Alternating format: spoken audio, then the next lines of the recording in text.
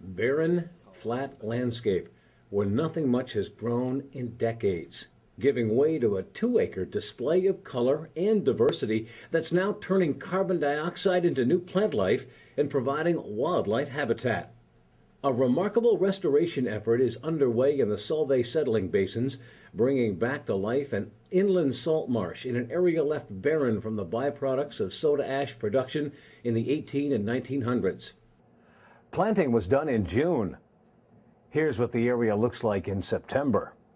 At the same time, the project works as a living cap to keep pollutants from reaching Onondaga Lake, part of the massive cleanup effort for a lake once dubbed the most polluted lake in America. Project leader Dr. Donald Leopold of the SUNY College of Environmental Science and Forestry has two goals. Well, I'm talking about the main reason is that we need to do everything we can to minimize additional input of pollutants into Onondaga Lake, and we think that this is a very reasonable, relatively cheap way to be a part of that process. And he wants to save native New York plants like this aster, once found in thousands of acres of inland salt marsh.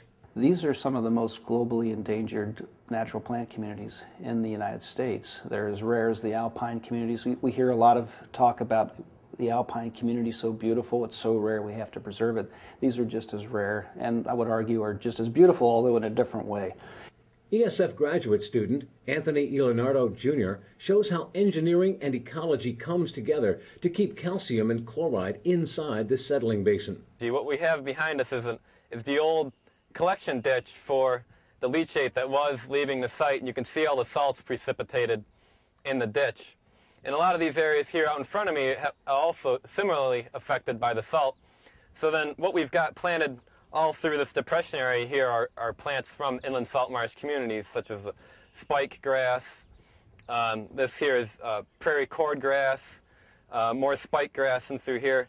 And again, this soil that I'm standing on right here is, at this point in time, nearly twice as saline as saltwater. Leonardo says inland salt marsh restoration also offers great cultural and educational opportunities. Dr. Leopold has used a $400,000 grant from Honeywell over 2 years to go from test plots to a 2-acre site.